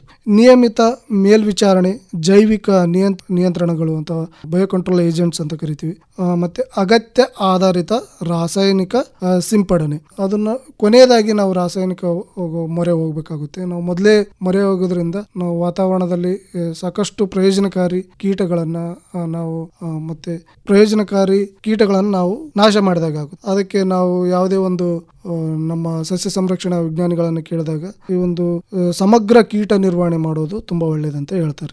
ಕೀಟಗಳ ಸಂಖ್ಯೆ ಮತ್ತೆ ಅದರ ಆರ್ಥಿಕ ಮಿತಿಯನ್ನ ಗಮನದಲ್ಲಿಟ್ಟು ನಾವು ಯಾವ ರೀತಿ ಕೀಟ ನಿರ್ವಹಣೆಯನ್ನು ಮಾಡಬೇಕು ಅನ್ನೋದನ್ನ ನಿರ್ಧಾರ ಮಾಡಬೇಕಾಗುತ್ತೆ. ಇದರಲ್ಲಿ ಸಮಗ್ರ ಕೀಟ ಮತ್ತು ರೋಗ ನಿರ್ವಹಣೆ ಯಾವ ರೀತಿ ಮಾಡಬೇಕಾದ್ರೆ, ಬೇಸಿಗೆಯಲ್ಲಿ ಹಣ್ಣು ನೊಣ ಅಥವಾ ಫ್ರೂಟ್ ಫ್ಲೈಸ್ ಮತ್ತೆ ರಸ ಇರುವ ಕೀಟಗಳ ಕಾಟ ಹೆಚ್ಚಿಗಿರುತ್ತೆ. ಅದಕ್ಕಾಗಿ ನಾವು ಮೋಹಕ ಬಲೆಗಳನ್ನ ಬಳಕೆ ಮಾಡಲಿಕ್ಕೆ ಶಿಫಾರಸು ಮಾಡ್ತಾರೆ. ಎಕರೆಗೆ 5 ರಿಂದ 8 ಮಿಥೈಲ್ ಯುಸಿನಾಲ್ ಫೆರಮೋನ್ ಟ್ರಾಪ್ ಗಳನ್ನ ಅಥವಾ ಮೋಹಕ ಬಲೆಗಳನ್ನ ಅಳವಡಿಕೆ ಮಾಡೋದ್ರಿಂದ ಈ ಒಂದು ಫ್ರೂಟ್ ಫ್ಲೈಸ್ ಅಥವಾ ಹಣ್ಣಿನ ನೊಣಗಳನ್ನ ಪರಿಣಾಮಕಾರಿಯಾಗಿ ನಾವು ನಿಯಂತ್ರಿಸಬಹುದು. ಅದೇ ರೀತಿ ನೈಸರ್ಗಿಕ ಸಿಂಪಡಣೆ, ನೈಸರ್ಗಿಕವಾಗಿ ದೊರೆತಕ್ಕಂಥ ಬೇವಿನ ಎಣ್ಣೆಯನ್ನ 5% ಬೇವಿನ ಅಥವಾ 5% ಬೇವಿನ ಬೀಜದ ಕಷಾಯ, ನೀಮ್ ಸೀಡ್ ಕೇಕ್ ಎಕ್ಸ್ಟ್ರಾಕ್ಟ್ ಅಂತ ಅವುಗಳನ್ನ ಬಳಕೆ ಮಾಡೋದ್ರಿಂದ ಕೀಟಗಳ ಸಂತಾನೋತ್ಪತ್ತಿಯನ್ನ ನಾವು ತಡಿಬಹುದು. ಬೇಸಿಗೆಯಲ್ಲಿ ಉಳುಮೆ ಮಾಡೋದ್ರಿಂದ, ಇದು ಬಯಲುಸೀಮೆ ಒಂದು ಪ್ರದೇಶಕ್ಕೆ ಇರ್ತಕ್ಕಂಥದ್ದು. ಬೇಸಿಗೆಯಲ್ಲಿ ಉಳುಮೆ ಮಾಡೋದ್ರಿಂದ ಮಣ್ಣಿನಲ್ಲಿ ಇರ್ತಕ್ಕಂಥ ಈ ಒಂದು ಕೀಟಗಳ ಮೊಟ್ಟೆ ಮತ್ತು ಸುಪ್ತಾವಸ್ಥೆ ಕೋಶಗಳು ಸೂರ್ಯನ ಶಾಖಕ್ಕೆ ನಾಶ ಆಗ್ತವೆ. ಅದೇ ರೀತಿ ಜೈವಿಕ ನಿಯಂತ್ರಕಗಳು, ಬಯೋಕಂಟ್ರೋಲ್ ಏಜೆಂಟ್ಸ್, ಕೃಷಿಯಲ್ಲಿ ಹಾನಿಕಾರಕ ಕೀಟಗಳನ್ನು ಮತ್ತು ರೋಗಗಳನ್ನು ನೈಸರ್ಗಿಕವಾಗಿ ನಿರ್ವಹಿಸುವ ಇವು ಜೀವಿಗಳಾಗಿರ್ತವೆ. ಇವುಗಳಲ್ಲಿ ಪ್ರಮುಖವಾದ ಅಂದ್ರೆ ಶಿಲೀಂಧ್ರ ನಾಶಕಗಳು, ಬ್ಯಾಕ್ಟೀರಿಯಾಗಳು, ವೈರಸ್ಗಳು ಮತ್ತು ಪರಭಕ್ಷಕ ಕೀಟಗಳು. ಇವುಗಳಲ್ಲಿ ನಾವು trichoderma, Pseudomonas, nuclear polyhedrosis virus ಮತ್ತು ಬೇವಿನ ಆಧಾರಿತ ಉತ್ಪನ್ನಗಳನ್ನ ನಾವು ಹೆಚ್ಚಿಗೆ ಶಿಫಾರಸು ಮಾಡ್ತಕ್ಕಂಥದ್ದು. ಅದರಲ್ಲಿ ಶಿಲೀಂಧ್ರನಾಶಕ, ಜೈವಿಕ ನಿಯಂತ್ರಕಗಳು ಅಂತಂದ್ರೆ Trichoderma, harzianum, Trichoderma viride, Trichoderma koningii ಅಂತ ವಿವಿಧ ಪ್ರಭೇದದ ಒಂದು ಜೈವಿಕ ನಿಯಂತ್ರಕಗಳನ್ನು ನಾವು ಬೇರೆ ಬೇರೆ ಅಥವಾ ವಿವಿಧ ಪ್ರಕಾರದ ಒಂದು ರೋಗಾಣುಗಳ ವಿರುದ್ಧ ನಾವು ಬಳಕೆ ಮಾಡಬಹುದು. ಅದೇ ರೀತಿ ಬ್ಯಾಕ್ಟೀರಿಯಾ ಆಧಾರಿತ ಜೈವಿಕ ನಿಯಂತ್ರಕಗಳಂದ್ರೆ ಸೂಡೋಮೋನಾಸ್ ಫ್ಲೋರೋಸೆನ್ಸ್, ಇದು ಮಣ್ಣಿನಿಂದ ಬರ್ತಕ್ಕಂಥ ರೋಗಗಳನ್ನ ನಿಯಂತ್ರಣ ಮಾಡಲಿಕ್ಕೆ. ಅದೇ ರೀತಿ ಬ್ಯಾಸಿಲಸ್ ತುರಂಜಿಯನ್ಸಿಸ್, BT ಕಾಟನ್ ಅಂತ ನಾವು ಇದು ಮಾಡುವಂತ, ಇದರಲ್ಲಿ ಕೀಟಗಳ ಲಾರ್ವಾಗಳನ್ನ ಕಾಯಿ ಕೊರಕ ಆದಂತ ಲಾರ್ವಾಗಳನ್ನ ನಿಯಂತ್ರಣ ಮಾಡಲಿಕ್ಕೆ. ವೈರಸ್ ಆಧಾರಿತ ಜೈವಿಕ ನಿಯಂತ್ರಕಗಳಂದ್ರೆ ಈ ಆಗಲೇ ಹೇಳಿದಾಗೆ NPV ನ್ಯೂಕ್ಲಿಯರ್ ಪಾಲಿಹೆಡ್ರೋಸಿಸ್ ವೈರಸ್, ಇದು ಕಂಬಳಿ ಹುಳುಗಳ ನಿಯಂತ್ರಣಕ್ಕೆ ಬಳಕೆ ಮಾಡ್ತಕ್ಕಂಥದ್ದು. ಅದೇ ರೀತಿ ಗ್ರ್ಯಾನುಲೋ ವೈರಸ್, ಇವುಗಳನ್ನ ನಾವು ಸರಿಯಾದ ಶಿಫಾರಸ್ಸಿನ ಮೇಲೆ ಬಳಕೆ ಮಾಡೋದ್ರಿಂದ ಉತ್ತಮವಾಗಿ ನಾವು ನಿಯಂತ್ರಣ ಮಾಡಬಹುದು. ಅದೇ ರೀತಿ ಪರಭಕ್ಷಕ ಅಥವಾ ಪರಾವಲಂಬಿ ಪರತಂತ್ರ ಜೀವಿಗಳು ಅಂತ ನಾವು ಇನ್ನೊಂದು ಕರಿತೀವಿ, ಟ್ರೈಕೋಗ್ರಾಮ ಅಂತ ಬರುತ್ತೆ. ಲೇಡಿ ಬರ್ಡ್ ಜೀರುಂಡೆ ಅಥವಾ ಲೇಡಿ ಬರ್ಡ್ ಬೀಟಲ್, ಇವುಗಳು ಆಫಿಡ್ಸ್ ಮತ್ತೆ ಟ್ರಿಪ್ಸ್ ಗಳ ಮೇಲೆ ಹೆಚ್ಚಿನ ಒಂದು ನಿಯಂತ್ರಣವನ್ನು ಮಾಡ್ತಕ್ಕಂಥದ್ದು. ಅದೇ ರೀತಿ ಇತರೆ ಜೈವಿಕ ಪರಿಕರಗಳಂದ್ರೆ ನಿಮ್ಯಾಟೋಡ್ಸ್, ಎನ್ಕಾರ್ಚಿಯಾ, ಇವು ಬಿಳಿ ನೊಣಗಳನ್ನ ನಿಯಂತ್ರಣಕ್ಕೆ. ಬೇವಿನ ಎಣ್ಣೆ ಅಥವಾ ಅಜಾರಿಡಕ್ಟಿನ್ ಇವುಗಳ ಒಂದು ಸಿಂಪಡಣೆ ಮಾಡೋದ್ರಿಂದ ಕೀಟಗಳಲ್ಲಿ ಸಂತಾನೋತ್ಪತ್ತಿಯನ್ನು ಅದನ್ನ ನಿಯಂತ್ರಣ ಮಾಡಬಹುದು. ಬೀಜೋಪಚಾರ, ಮಣ್ಣಿಗೆ ಸೇರಿಸುವುದು ಅಥವಾ ಎಲೆಗಳ ಮೇಲೆ ಸಿಂಪಡಣೆ ಮೂಲಕ ಇವುಗಳನ್ನು ನಾವು ಬಳಕೆ ಮಾಡಬಹುದು. ಈಗ ಸರ್, ಬಿಸಿಲು ಮತ್ತು ಶಾಖದ ಒತ್ತಡದ ವಿರುದ್ಧ ಶಾರೀರಿಕ ರಕ್ಷಣಾ ಕ್ರಮಗಳನ್ನು ಹೇಳ್ಬೋದು ಸರ್? ಬಿಸಿಲು ಮತ್ತು ಶಾಖದ ಒತ್ತಡದಿಂದ ನಾವು ಈ ಸಸ್ಯಗಳಲ್ಲಿ ಶಾರೀರಿಕ ಒಂದು ರಕ್ಷಣೆ ಮಾಡಬೇಕಾದ್ರೆ, ಹಣ್ಣಿನ ಮೇಲ್ಮೈ ತಾಪಮಾನ ಜೀವಕೋಶದ ಸಮಗ್ರತೆ ಮಿತಿಯನ್ನ ಮೀರಿದಾಗ ಅದು ಬಿಸಿಲಿನ ಬೇಗೆ ಸಂಭವಿಸುತ್ತೆ. ಹಣ್ಣು ಅಥವಾ ಯಾವುದೇ ಒಂದು ಕಾಯಿ ಅದರ ಅಂಗಾಂಶಗಳು ಕೊಳೆತು ಹೋಗ್ಲಿಕ್ಕೆ ಇದು ಕಾರಣ ಆಗ್ತದೆ. ನಂತರ ಮರದ ಕಾಂಡಗಳನ್ನ ನಾವು ಸುಣ್ಣದಿಂದ ಬಿಳಿಸುವುದರಿಂದ ಅಥವಾ ಸುಣ್ಣದ ಪೇಸ್ಟ್ ಅನ್ನ ಹಚ್ಚುವುದರಿಂದ ಈ ಸೂರ್ಯನ ಒಂದು ಕಿರಣಗಳನ್ನ ನಾವು ಪ್ರತಿಬಿಂಬಿಸಿ ಅದು ಸೂರ್ಯನ ಶಾಖವನ್ನು ಕಡಿಮೆ ಮಾಡಲಿಕ್ಕೆ ಸಹಕಾರಿಯಾಗುತ್ತೆ. ತೊಗಟೆಯ ತಾಪಮಾನ ಕಡಿಮೆ ಮಾಡುತ್ತೆ. ಅದೇ ರೀತಿ ಬಿರುಕು ಬಿಡುವುದನ್ನ ನಾವು ಇದರಿಂದ ತಡಿಬಹುದು. ಇನ್ನೊಂದು ಅಂತಂದ್ರೆ ಕೇಲಿನೆಟ್ ಕ್ಲೇಸ್ ಅಂತ ಬರ್ತವೆ, ಜೇಡಿ ಮಣ್ಣಿನ ಒಂದು ಸಿಂಪಡಣೆ. ಜೇಡಿ ಮಣ್ಣಿನ ಸಿಂಪಡಣೆ ಅಥವಾ ಕೇಲಿನೆಟ್ ಕ್ಲೇ, ಇದನ್ನ ನಾವು ಸಸ್ಯಗಳ ಮೇಲೆ ಸಿಂಪಡಣೆ ಮಾಡೋದ್ರಿಂದ ಅದರ ಮೇಲೆ ಒಂದು ಸಣ್ಣ ಪರದೆ ನಿರ್ಮಾಣ ಆಗಿ ಸೂರ್ಯನಿಂದ ಬರ್ತಕ್ಕಂಥ ಕಿರಣದ ತಾಪದಿಂದ ಅದನ್ನ ಸಂರಕ್ಷಣೆ ಮಾಡಲಿಕ್ಕೆ ಸಹಕಾರಿಯಾಗುತ್ತೆ. ಮತ್ತೆ ದ್ಯುತಿ ಸಂಶ್ಲೇಷಣಾ ಒಂದು ಕ್ರಿಯೆ ಅಥವಾ ದ್ಯುತಿ ಸಂಶ್ಲೇಷಣಾ ಕ್ರಿಯೆಯ ದಕ್ಷತೆಯನ್ನ ಸುಧಾರಣೆ ಮಾಡಲಿಕ್ಕೆ ಇದು ಸಹಕಾರಿಯಾಗುತ್ತೆ. ಅದೇ ರೀತಿ ಈಗ ಸಸ್ಯ ಸಂರಕ್ಷಣೆ ಮೇಲಾವರಣ ನಿರ್ವಹಣೆ ಮಾಡೋದ್ರಿಂದ, ಅಂದ್ರೆ ಕೆನೋಪಿ ಮ್ಯಾನೇಜ್ಮೆಂಟ್ ಅಂತ ಕರಿತೀವಿ. ಸಮರುವಿಕೆ, ಅದರಲ್ಲಿ ಮುಖ್ಯವಾಗಿ ಸಮರುವಿಕೆ, ಈಗಾಗಲೇ ಹೇಳಿದಾಗೆ ಪ್ರೂನಿಂಗ್ ಅಂತ ಏನು ಕರಿತೀವಿ, ಅದರಿಂದ ನಾವು ಈ ಒಂದು ಮೇಲಾವರಣ ತಾಪಮಾನವನ್ನು ನಿಯಂತ್ರಣದಲ್ಲಿಡಲಿಕ್ಕೆ ಒಣಗಿದ ಮತ್ತು ರೋಗ ಬಾಧಿತ ಕೊಂಬೆಗಳನ್ನು ಕತ್ತರಿಸಿ ತೆಗಿಬೇಕಾಗುತ್ತೆ. ಅದೇ ಸೂರ್ಯನ ಬೆಳಕು ಮತ್ತು ಗಾಳಿ ಸರಿಯಾಗಿ ಆಡೋದ್ರಿಂದ ಅಲ್ಲಿ ತಾಪಮಾನ ಹೆಚ್ಚಿಗೆ ಆಗೋದನ್ನು ನಾವು ಕಡಿಮೆ ಮಾಡಬಹುದು. ಮತ್ತೆ ಬಿಸಿಲಿನಿಂದ ರಕ್ಷಣೆ ಕೊಡಬೇಕಾಗುತ್ತೆ. ಸಣ್ಣ ಗಿಡಗಳಿಗೆ ತೆಂಗಿನ ಗರಿ ಅಥವಾ ನೆರಳು ಪರದೆ ಅಥವಾ ಶೇಡ್ ನೆಟ್ ಅಂತ ಕರಿತೀವಿ, ಅವುಗಳನ್ನ ನೀಡಬೇಕಾಗುತ್ತೆ. ಮರದ ಕಾಂಡಗಳಿಗೆ ಸುಣ್ಣದ ಪೇಸ್ಟ್ ಗಳನ್ನ ಹಚ್ಚೋದ್ರಿಂದ ತೀವ್ರವಾದಂತ ಶಾಖವನ್ನ ನಾವು ಕಾಂಡಗಳಿಗೆ ಆಗೋದನ್ನ ತಪ್ಪಿಸಬಹುದು. ಬಿರುಕು ಬಿಡುವುದನ್ನ ನಾವು ಇದರಿಂದ ತಡಿಬಹುದು. ಈಗ ಸರ್, ಒತ್ತಡ ವಿರೋಧಿ ಸಂಯುಕ್ತಗಳು ಅಂದ್ರೆ ಏನು ಸರ್? ಅವುಗಳ ಬಳಕೆಯ ಪ್ರಯೋಜನವನ್ನು ತಿಳಿಸಬಹುದು ಸರ್? ಒತ್ತಡ ವಿರೋಧಿ ಸಂಯುಕ್ತಗಳ ಅಂತಂದ್ರೆ ಇವಕ್ಕೆ ಪ್ಲಾಂಟ್ ಗ್ರೋತ್ ರೆಗ್ಯುಲೇಟರ್ಸ್ ಅಂತ, ಅಂದ್ರೆ ನಾವು ಬೆಳವಣಿಗೆಯನ್ನ ನಾವು ನಿಯಂತ್ರಣದಲ್ಲಿ ಇಡ್ಲಿಕ್ಕೆ ಉಪಯೋಗಿಸ್ತಕ್ಕಂತ ಒಂದು ರಾಸಾಯನಿಕಗಳು. ಅವುಗಳಲ್ಲಿ ಮುಖ್ಯವಾಗಿ ಆಂಟಿ ಟ್ರಾನ್ಸ್ಪರೆಂಟ್ಸ್ ಗಳಂತ ಕರಿತೀವಿ, ಮತ್ತೆ ಆಸ್ಮೋ ಪ್ರೊಟೆಕ್ಟರ್ಸ್ ಗಳು ಅಂತ ಇರ್ತವೆ. ಇವು ಸಸ್ಯದ ಬೆಳವಣಿಗೆಯನ್ನ ನಿಯಂತ್ರಣದಲ್ಲಿ ಇಡ್ಲಿಕ್ಕೆ ಎಲೆಗಳಿಗೆ ನಾವು ಸಿಂಪಡಿಸಬೇಕಾಗುತ್ತೆ. ಜೀವಕೋಶದಲ್ಲಿ ನೀರಿನ ಸಮತೋಲನ ಅಥವಾ ತೇವಾಂಶದ ಸಮತೋಲನವನ್ನು ಕಾಪಾಡಿಕೊಳ್ಳಲಿಕ್ಕೆ ಇದು ಸಹಕಾರಿಯಾಗುತ್ತೆ. ಪೊರೆಗಳನ್ನು ಸ್ಥಿರಗೊಳಿಸಿ ಮತ್ತು ಹೆಚ್ಚಿನ ತಾಪಮಾನ ಒತ್ತಡಕ್ಕೆ ಹೀಟ್ ಟಾಲರೆನ್ಸ್ ಅಥವಾ ಡ್ರಾಟ್ ಟಾಲರೆನ್ಸ್, ಇದನ್ನ ಸಹಿಷ್ಣುತೆಯನ್ನ ಸುಧಾರಿಸಲು ಇದು ಸಹಾಯ ಮಾಡುತ್ತೆ. ಅದರಲ್ಲಿ ಗ್ರೋತ್ ರೆಗ್ಯುಲೇಟರ್ಸ್ ಅಂತಂದ್ರೆ ಮುಖ್ಯವಾಗಿ ಅಬ್ಸಿಸಿಕ್ ಆಸಿಡ್ ಅಂತ ಬರುತ್ತೆ, ಇಥಿಲೀನ್ ಅಂತ ಬರುತ್ತೆ.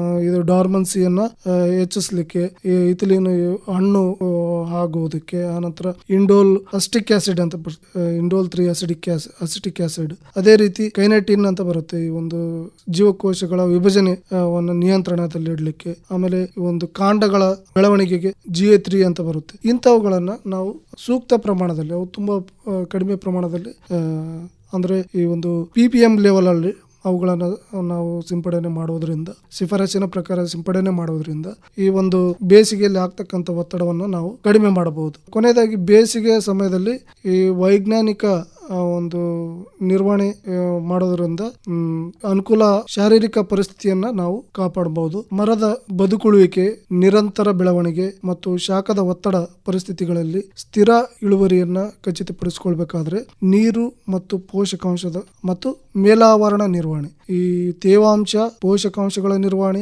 ಆನಂತರ ಈ ಕೆನೋಪಿ ಮ್ಯಾನೇಜ್ಮೆಂಟ್, ಇವುಗಳು ತುಂಬಾ ಒಂದು ಒಟ್ಟಾಗಿ ಸಂಯೋಜನೆಯಲ್ಲಿ ನಾವು ಸರಿಯಾದ ರೀತಿಯಲ್ಲಿ ಕ್ರಮ ಕೈಗೊಂಡ್ರೆ ಬೇಸಿಗೆಯಲ್ಲಿ ಉಂಟಾಗ್ತಕ್ಕಂಥ ಹೆಚ್ಚಿನ ತಾಪಮಾನದ ಒತ್ತಡವನ್ನು ನಾವು ಕಡಿಮೆ ಮಾಡಬಹುದು. ಅದೇ ರೀತಿ ಒಂದು ಸುಸ್ಥಿರ ಇಳುವರಿಯನ್ನ ಕಾಯ್ದುಕೊಳ್ಳಲಿಕ್ಕೆ ಇದು ಸಹಕಾರಿಯಾಗುತ್ತೆ.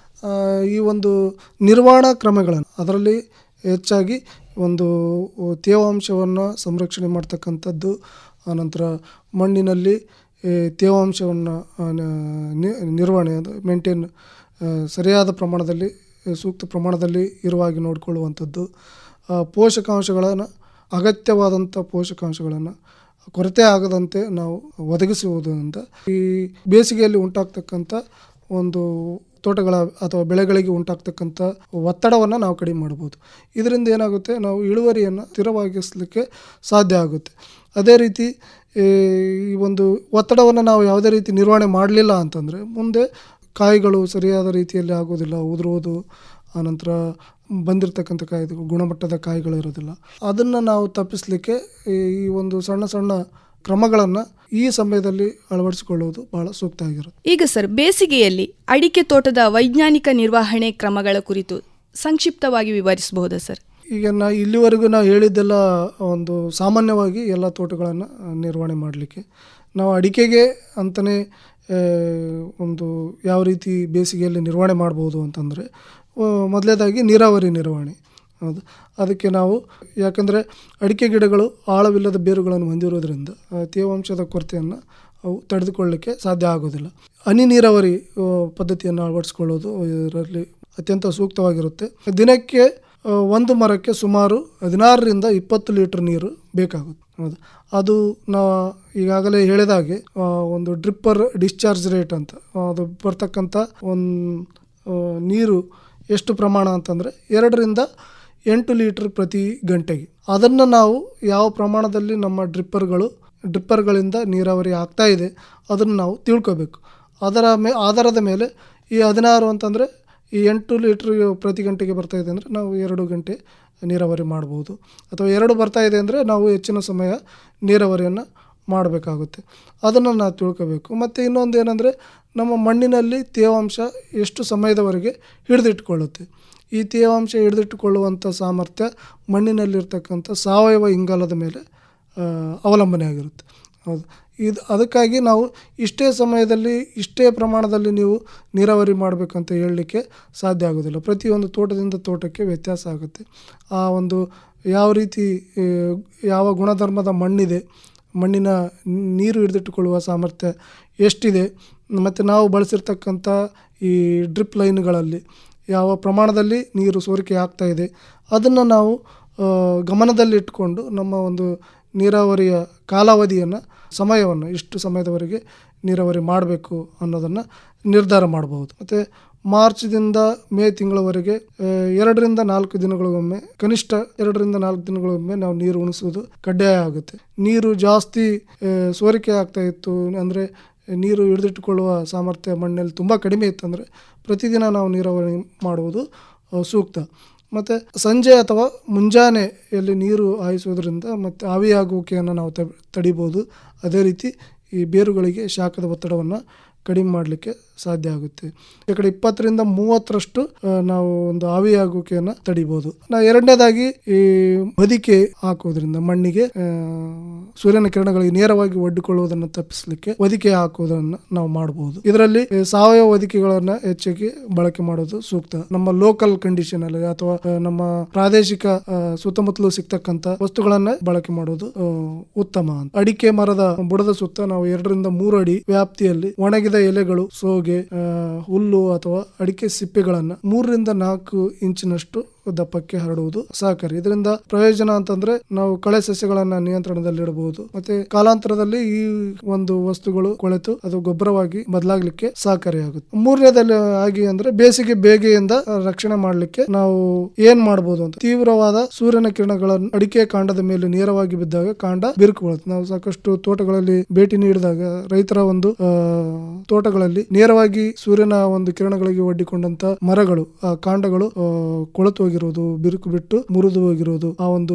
ಮರಗಳು ಬಿದ್ದು ಹೋಗಿರುವುದನ್ನು ನಾವು ನೋಡಿದ್ವಿ. ಅದಕ್ಕಾಗಿ ನಾವು ನೈಋತ್ಯ ದಿಕ್ಕಿಗೆ ಅಥವಾ ಸೌತ್ ವೆಸ್ಟ್ ಒಂದು ಡೈರೆಕ್ಷನ್ ಅಲ್ಲಿ ಮುಖ ಮಾಡಿರ್ತಕ್ಕಂಥ ಅಡಿಕೆ ಮರಗಳಿಗೆ ಕಾಂಡಗಳಿಗೆ ಸುಣ್ಣದ ಪೇಸ್ಟ್ ಹಚ್ಚಬೇಕಾಗುತ್ತೆ ಅಥವಾ ಲೈಮ್ ವಾಶ್ ಅನ್ನ ಮಾಡೋದು ಒಳ್ಳೇದು. ಕಾಂಡದ ಹೊದಿಕೆಯನ್ನ ಬಳಕೆ ಮಾಡಬೇಕಾಗುತ್ತೆ ಅಂತ ಒಂದು ಸನ್ನಿವೇಶದಲ್ಲಿ ಎಳೆಯ ಸಸಿಗಳಿಗೆ ಕಾಂಡಕ್ಕೆ ಅಡಿಕೆ ಹಾಳೆ, ಒಣಗಿದ ಬಾಳೆ ಎಲೆಗಳನ್ನ ಸುತ್ತುವುದು ಬಹಳ ಮುಖ್ಯ ಆಗಿರುತ್ತೆ. ಅನಂತರ ನೆರಳು ಗಿಡಗಳು ಅಂತ ತೋಟದ ಪಶ್ಚಿಮ ಮತ್ತು ದಕ್ಷಿಣ ದಿಕ್ಕುಗಳಲ್ಲಿ ಗಾಳಿ ತಡೆ ಮರಗಳು, ಉದಾಹರಣೆಗೆ ಅಗಸೆ ಅಥವಾ ಗ್ಲಿರಿಸಿಡಿ ಅಂತ ಕರಿತೀವಿ, ಸೂಬಾಬುಲ್, ಇವುಗಳನ್ನ ನಾವು ಬೆಳೆಸೋದ್ರಿಂದ ಹಸಿರೆಲೆ ಗೊಬ್ಬರಗಳನ್ನ ನಾವು ಇದು ಮಾಡಬಹುದು. ಅದೇ ರೀತಿ ಅದಕ್ಕೆ ನೆರಳನ್ನ ಮಾಡಬಹುದು, ಗಾಳಿಯನ್ನ ತಡೆಯಾಗಿ ನಾವು ಇವುಗಳನ್ನ ಬಳಕೆ ಮಾಡಬಹುದು. ನಾಲ್ಕನೇದಾಗಿ ಅಂತಂದ್ರೆ ಕೀಟ ಮತ್ತು ರೋಗ ನಿರ್ವಹಣೆ. ಬೇಸಿಗೆಯಲ್ಲಿ ಈಗಾಗಲೇ ಹೇಳಿದಾಗೆ ಫ್ರೂಟ್ ಫ್ಲೈಸ್, ಆಮೇಲೆ ನುಸಿಗಳ ಬಾಧೆ ಹೆಚ್ಚಾಗಿರುತ್ತೆ. ಅದರಲ್ಲಿ ಮುಖ್ಯವಾಗಿ ಕೆಂಪು ನುಸಿ, ಎಲೆಗಳ ಕೆಳಭಾಗದಲ್ಲಿ ಕೆಂಪು ನುಸಿಗಳು ಇದ್ರೆ ಅದನ್ನ ಜೋರಾಗಿ ನೀರನ್ನು ಸಿಂಪಡಣೆ ಮಾಡೋದ್ರಿಂದ ಅಥವಾ ಬೇವಿನ ಎಣ್ಣೆ ಸಿಂಪಡಿಸುವುದರಿಂದ ನಾವು ಇದನ್ನ ನಿರ್ವಹಣೆ ಮಾಡಬಹುದು. ಈ ಕೆಂಪು ನುಸಿ ನಮ್ಮ ಕರಾವಳಿ ಭಾಗದಲ್ಲಿ ಅಷ್ಟೊಂದು ಕಂಡು ಬಂದಿರಲಿಕ್ಕಿಲ್ಲ.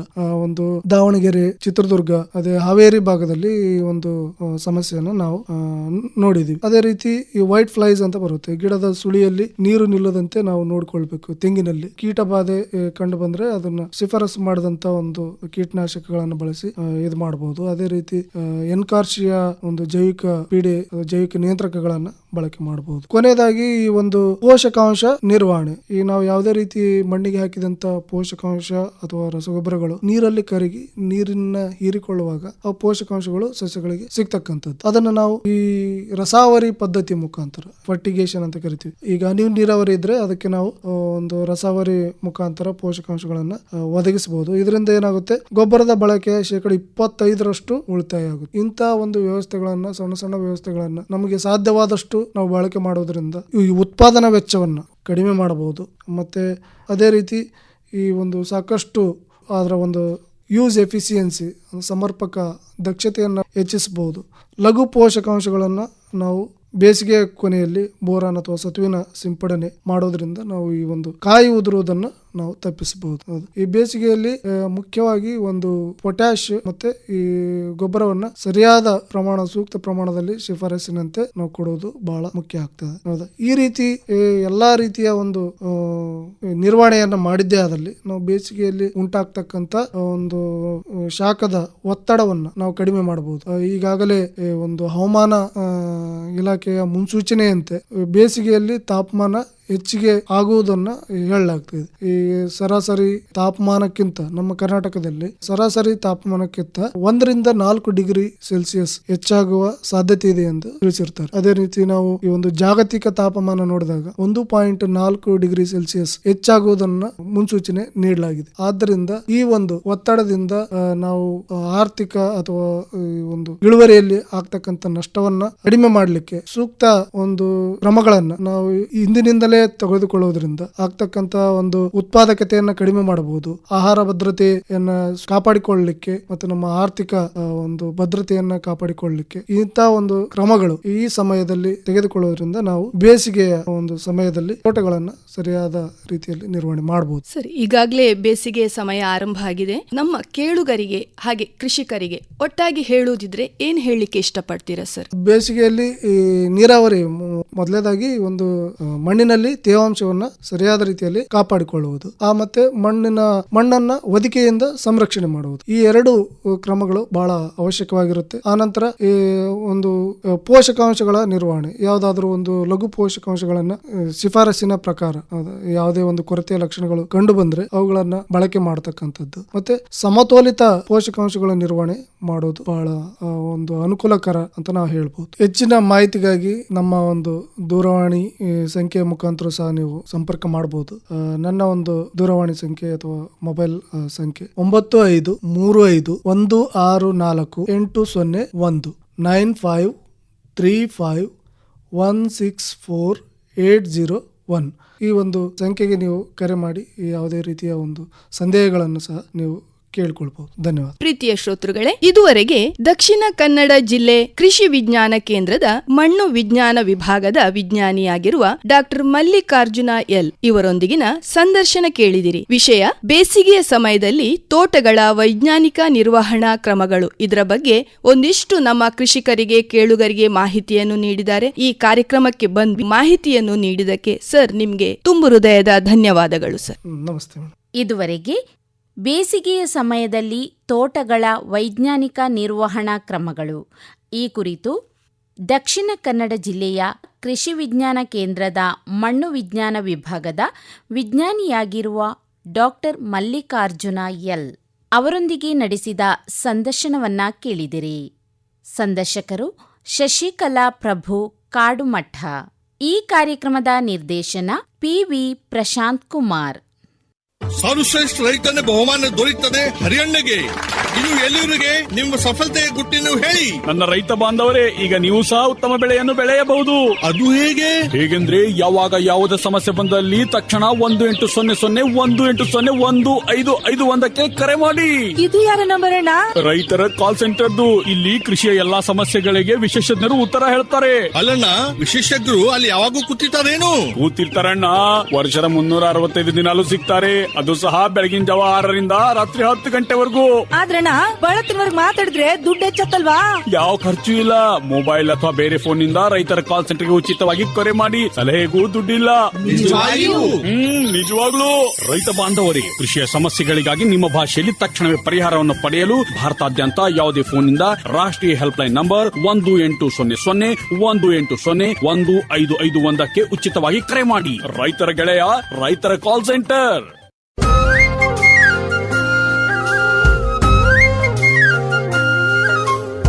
किसान वाणी, किसान वाणी, जय किसान, जय किसान, जय किसान, किसान वाणी.